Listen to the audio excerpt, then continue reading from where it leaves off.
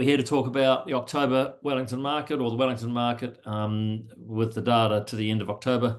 Overall, folks, we have had a bit of a tough time since the election. We had this massive increase in supply coming to market as vendors decided that now the election was out of the way, we'll get on with our lives, because 2023 was showing some quite positive results with values rising slowly, and good sales taking place. But that was as a result of vendors stepping back from the market because they were so terrified of the falling prices in 2022. When 2023 prices stabilized, and because vendors starved the market of supply, prices started to firm a little bit. So vendors were encouraged, but they didn't want to put their property on the market till after the election. Goodness knows why. It's just what everyone thinks. Then after the election came on, literally over the next 6 months, the number of listings in Wellington City doubled on TradeMe. And of course, for the number of listings to double, that requires an enormous increase in new supply coming onto the market with few sales taking place. And that's exactly what happened, because at the same time as all these listings came to market, the new government came in and announced cuts. And so all of the public servants were terrified of losing jobs and so on.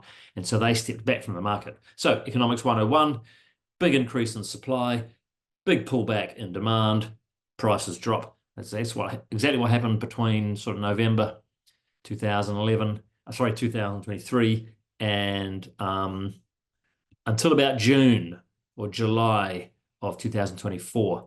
At that point, the market stabilized, prices stopped falling, and we saw interest rates starting to drop and that sort of thing. And there was less uncertainty in the labour market. And so things started moving again, and we've seen an ever so small increase in underlying values over the last 3 months, August, September, October. So we'll get into all this detail, but that's the summary. Message for sellers is things are a bit better than earlier in the year. The risk of not achieving a sale is lower, but prices haven't jumped upwards.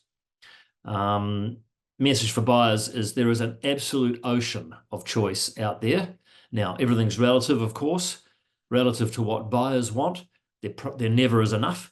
But relative to the amount of supply we've seen on the market over the last 9 years, you pretty much have to go back to 2015, early-ish 2015, to find a time where there was significantly more stock than what we're seeing today on the market in Wellington. So there is a mountain of choice out there if you're looking to buy. So get in amongst it. All right, let's look at the detail. Median sale price, $795 in October versus $790 a year ago. So it's flat. And I've been saying since about middle of 2022 that back in August 2022, I was saying it looks like prices are leveling off. We've seen huge price drops. They're now leveling, and that is indeed what happened. And as you can see, since about here, July 2022, things have gone broadly sideways according to that blue chart. It takes a while for the 6-month average to drop, of course, but you can see that there. So broadly gone sideways for well over 2 years now. If you watch these calls or if you follow my videos or whatever, you'll know that I don't pay too much attention to median sale price. The overall trend is instructive or useful, but the more accurate data is the Real Estate Institute House Price Index, because that strips out the effect of the mix of properties that are sold. As in 1 month, you might get a bunch of expensive ones, 1 month, a bunch of cheap ones selling. That doesn't mean underlying values have changed. It just means you've sold a bunch of cheap houses this month. So the Real Estate Institute House Price Index is the best guide for that. And that's what this is. So this is what I'm calling the league tables. And for a long, long time now, Wellington has had the auspicious privilege of having fallen further than any other region in the country. And that still is the case, sort of pretty much 3 years on now. We're 3 years into the slowdown.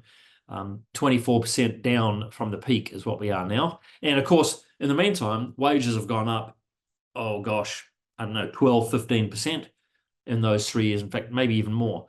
So if we said 15% plus 24% drop, so that's a real drop in house values of 40%, nearly a halving of house values in real terms over the last 3 years. So that's massive, of course.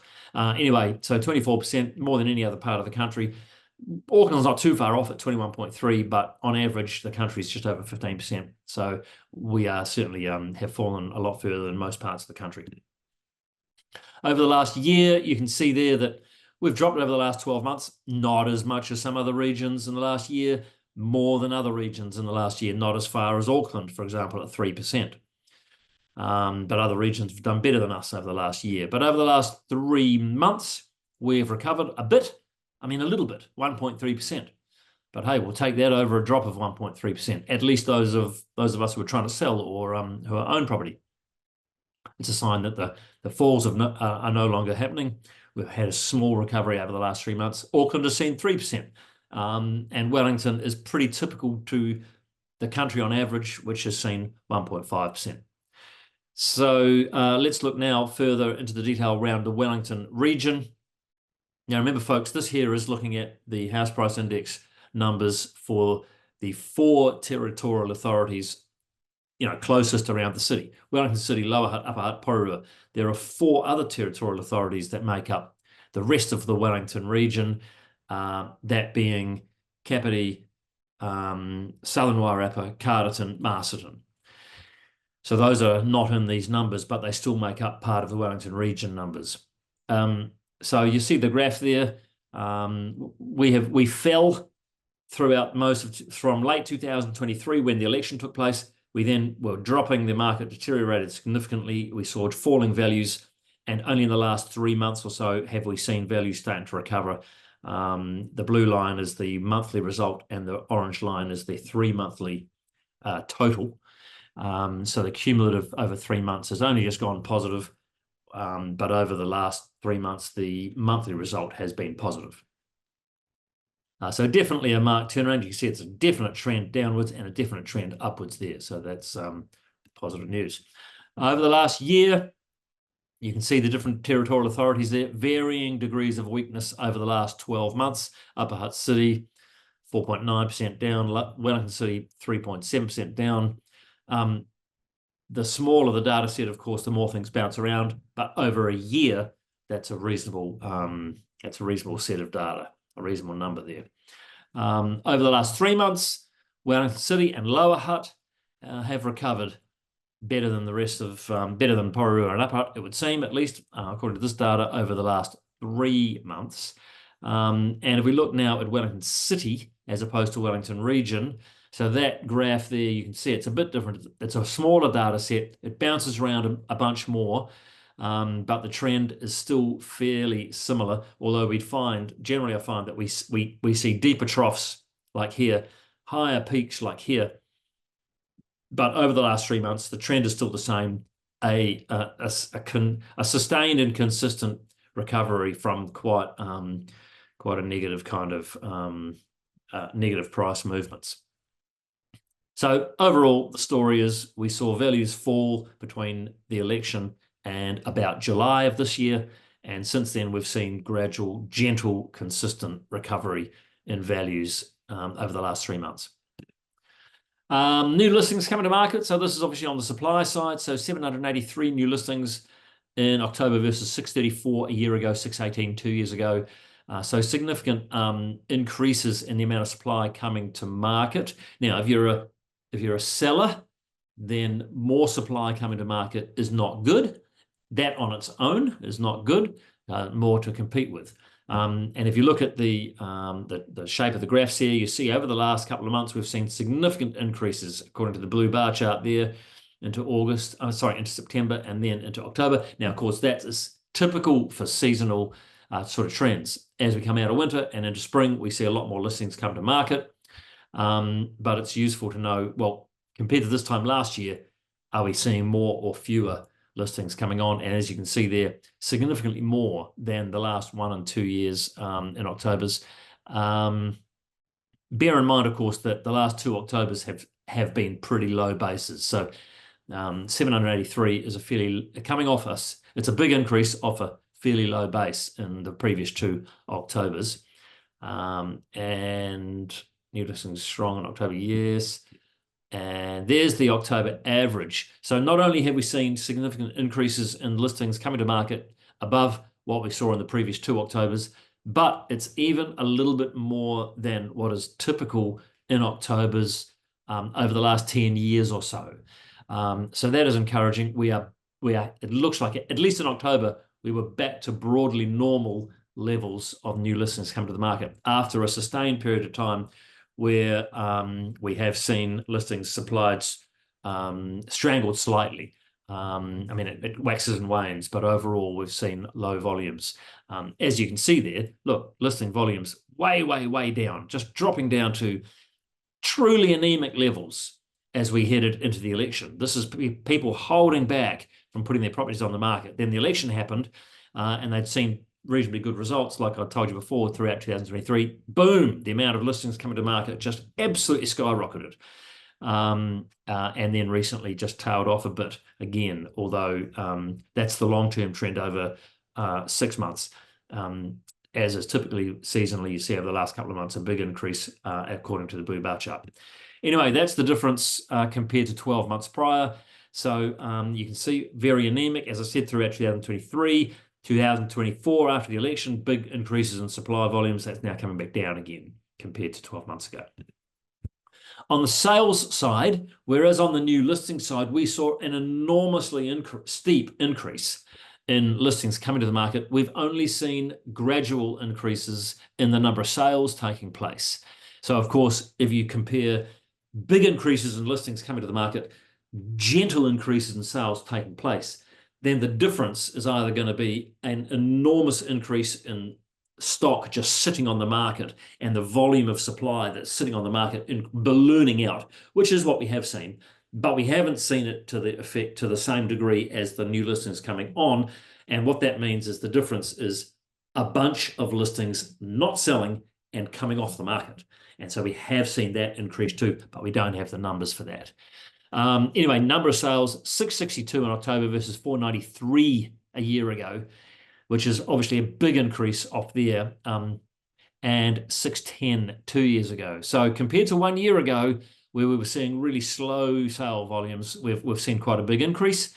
And as the red line shows there, a gradually, consistently improving sales volume trend. But even though the October numbers were significantly up on a year ago and a little bit up on 2 years ago, sale volumes still aren't quite up to normal long-term October averages. So still a bit of ground to catch up there, whereas on the new listing side, we were slightly exceeding the October average. On the sales side, we're slightly shy of the October average. And there it is, represented in another form, number of sales taking place compared to 12 months prior. So interestingly, you see number of sales taking place in September, almost identical to the previous September. In October, big increase, 34% increase.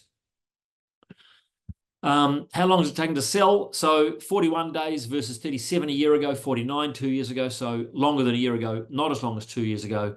And overall, 41 days is longer than the October average over the last 10 years of about 32 days.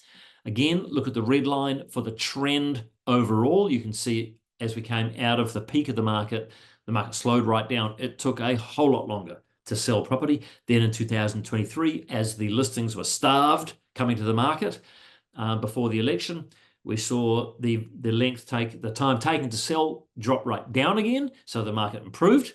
And then since the election, all that stock coming on the market, things taking longer to sell again.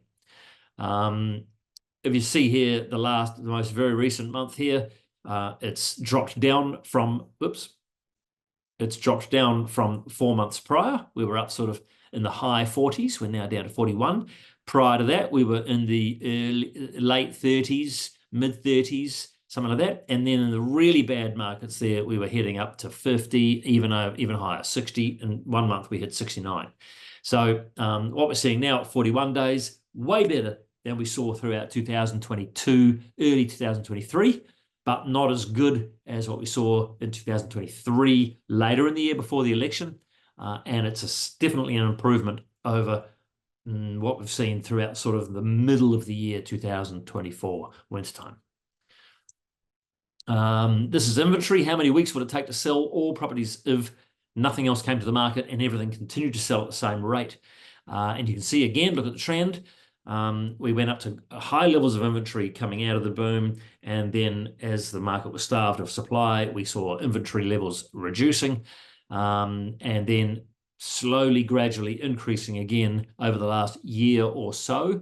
So 16 weeks versus 11 a year ago, 16 2 years ago, and 15 is the long-term average. So, you know, for the most part, the commentary out there, the narrative out there is we're in a tough market. It's a buyer's market. It's hard work selling properties. Prices are down, taking a bit longer to sell. The risk of not selling is higher, hard to attract the attention of the buyers.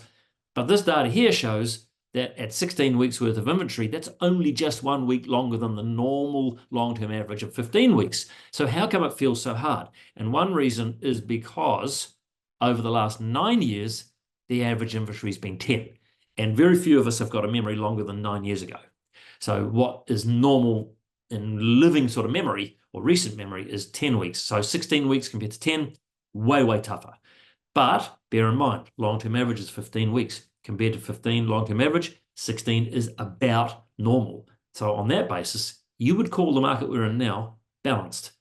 So that's kind of a bit scary because we're kind of gotten used to this really tight seller's market when the market was, you know, the chance of not selling is very remote. Almost all properties getting multiple offers. And compared to that, the environment we're in now seems really, really tough. But here we go. It shows us that perhaps, at least on this measure, we're in a pretty normal balanced market. And here's TradeMe listings, and this is what I was talking about before. So number of TradeMe listings here at just under 3,000 for Wellington. Here you can see it here, just hitting 3,000. Twice in the last few years, we've been about at the same level, at about 3,000. So this is as high as we've seen it throughout this period. And before that, you have to go back, way back here to early 2015, around here, when I really early started collecting this data to see significantly more listings than we got now. Now, early 2015, the number of listings were higher even still, and you can see where it was coming off there. The trend was coming down there as we were just entering the beginning of the you know, that last boom. Earlier than this, the supply levels were even higher. So that's interesting to see, you know, what to look out for is when supply levels are coming down like that consistently, that will typically that will happen before prices start moving. And I actually remember I was looking for a family home at that time, and I was, you know, without a home. I'd separated, and I was looking for a home with my partner, and I could see the sales. I could see the listing volumes coming down and down and down and down and down and down and down from these enormous levels. And I was saying to my partner, we have to hurry up and buy a place because prices are about to start lagging it big time. Luckily, we did buy a place in, April or May of 2015. So it was good timing, but that's just an interesting observation. Activity leads prices. So if you see a whole lot of more activity in open homes and more offers being made and fewer listings on the market, you know, the listing supply coming down, that will typically lead prices going up. And the reverse is true too in the other direction, of course. Anyway, over the last couple of months, you see, as is typical for springtime, we've seen new listings coming on. Hopefully that will produce more sales taking place also as those new listings translate into offers getting made and sales taking place. So there's a ton of choice for buyers. That's my point here. Well, one of my points here on the slide is any of you out there looking, and of course I'm talking to buyers all the time, typically what a buyer will say is, gee, there's just not many good houses on the market, or there's not much for me to look at, or though words to that effect. Of course, buyers aren't in the market for 10 years, so they don't see, most buyers aren't, so they don't see the different levels of stock that are available to them. And so, of course, I'm taking great pains to point out to buyers who think that way, you haven't had this much choice for 9 years. So make the most of it. And that is my message to buyers. There's a lot to choose from. Make the most of these conditions while they last. And there it is in another form compared to 12 months ago. So the degree to which we have more supply than 12 months ago has just started to ease down to 34% compared to what was more like close to 50% more last month. So in summary, folks, Wellington values have improved slightly since August after seeing a consistent, gentle erosion of values of about 5% or so since the election. New listings are up versus the same time this last year and the year before, and compared to last month also, or September at least. Sales volumes are up. They've been gently increasing, but they haven't been increasing to the same degree that new listings have been. Duration to sell is up. It's longer versus a year ago, but down compared to recent months. So that's encouraging. Inventory levels are up, but only just longer than normal by long-term trends, although significantly longer, significantly more inventory compared to what's normal for the last 9 years. TradeMe listings are up versus 12 months ago and in the recent months. And as I said before, more listings on TradeMe pretty much than we've seen for about 9 years. Great opportunity for buyers. So message for sellers, the values are gently improving. The market is better now than it was earlier in 2024. And the message to buyers, still tons to choose from. Make the most of it. And a big thanks, of course, to Real Estate Institute and realestate.co.nz. So most of this data I'm about to present comes from, or a bunch of it comes from, this is our own data. So yeah, actually it comes from a bunch of various sources. So this is just interesting. I like to point this out to people. Open home traffic, I said before, activity leads results, or activity leads prices in particular. And so you see here that over the last sort of 8 months or so, the red line is the average number of buyer groups attending each open home. This is the average from the first open home all the way through to the 20th if it's on the market that long. And the graph at the bottom is the number of open homes in that month. So the overall trend here that is absolutely typically the case is the more open homes there are, the fewer buyers there are at each open home. Now, for a given number of open homes that take place in a month, if a market is booming, there will be more at each open home. And if a market is dead, there will be fewer at each open home. But over a 12-month period, a market doesn't move all that much usually. And that is the case in the last 12 months. And you can see here that in fact, that's not 12 months. That's way more than 12 months. That's from the start of 2022. So that's almost 2 years worth here. The general trend here is if you see listings, number of open homes dropping, you will see attendees rising and so on. And so that is, it's an important bit of evidence to show a lot of people who think that winter is a bad time to sell. When winter is happening and you've got very few open homes taking place, you have way more attention being paid at each open home, for example. And the next one is number of offers. And so similarly, typically you will see number of offers rising per property as the number of properties on the market reduces. There can be an influence, obviously, about the general mood of the market. But that, of course, also goes hand in hand with the amount of properties on the market. If the market is, if buyers are negative, often vendors are keen to sell, and so there's a lot of stock on the market, and the number of offers per listing reduces.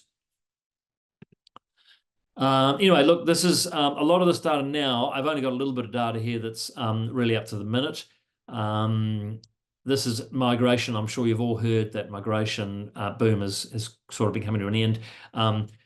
This data here, though, is 12 months. And so if you look at it over 12 months, it can really hide what is the trend happening within that 12-month period. And we saw a few months ago migration almost go to zero, which was frightening me. And this is that information. So what this is the net migration over the previous 3 months, not 12 months, but the previous 3 months multiplied by 12 to get an approximate annual figure. And so as you can see here, recently, a few months ago, the annualized quarterly migration dropped to almost zero net migration. It has since recovered, rebounded up to sort of mid 40,000s on an annualized basis. But you can see that gives us much better information, in my opinion, than that graph there does, which looks at the whole previous 12 months, which of course hides all sorts of patterns within that 12-month period. So, I mean, where's migration going? That's just too hard to know. But, you know, are we going to head back to these sorts of normal levels here, 50,000, 60,000? It seems that that might be a reasonable sort of assumption to make, especially given our labour market now is a bit soggy and you know, getting a job isn't as easy. And we've still got a ton of Kiwis leaving the country, as you can see here. So just the biggest exodus of Kiwis out of the country. This is net numbers. Net Kiwis in minus net Kiwis out produces an enormously negative number there of sort of 55,000 or 52,000 or something. As you can see there, the curve is flattened off, or it's less steep in recent months, but by no means has it ground to a halt yet. So that's pretty scary in my opinion, and everyone's talking about the loss of good Kiwis. This is interesting though. This comes from Tony Alexander's surveys. First one on the left there, are you feeling confident to spend more in the next 3 to 6 months? Universally, the net answer has been no for several years, as you can see there below the line, below the x-axis. But in the last 5 months or so, the degree to which the net answer is no has been easing back to zero. So are we going to head into positive territory soon? Perhaps. If people are confident to spend more generally, then that presumably will flow through to the real estate market also. And similarly, are you feeling positive about your future? And for the first time in ages, we're actually getting net people saying, yes, I am feeling better about my future than my recent past or my present situation, albeit by small amounts, but nonetheless, that is definitely a positive trend in the right direction. And what about demand for property? So the one on the left is regarding a home to live in, and the one on the right is investment property. Broadly similar themes, except investment property has been very, very negative for longer, and that has basically been negative since the government's announcement of the tax rules in March 2021. But you can see here that the degree to which the sentiment is net negative has been easing reasonably consistently over the last 6 months or so. And at the front line, myself and my colleagues, we are seeing more inquiry from investors out in the market. When I say more, I mean more than almost none, because that market really has been fairly dormant since that early 2021. So we're starting to see a trickle of interest come through from investors. And according to the mortgage broker surveys I see, mortgage brokers are saying the same thing, that more investors are contacting them trying to obtain approval for finance. So presumably they're thinking, I want to get myself ready to buy something. Interest rates dropping, mortgage tax deductibility returning, and prices still low. So, you know, those people thinking maybe now's the time to jump.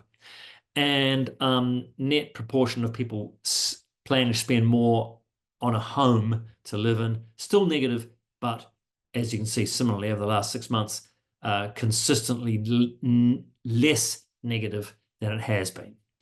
So these things heading in a more positive direction, at least.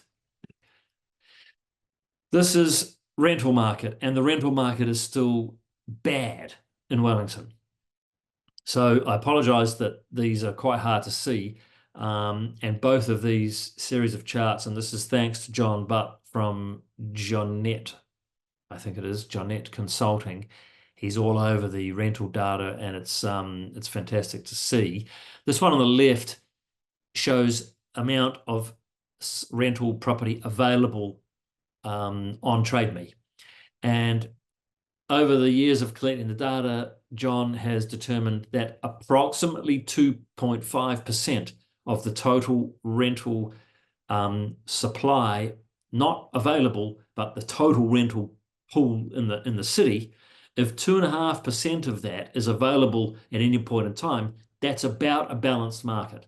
If you get under 2.5% on the market, you're in a tight market and rents will be under pressure upwards. If you have over 2.5% on the market, you got above average vacancy and rents will be under pressure downwards, or at least under pressure to not rise as quickly as otherwise would.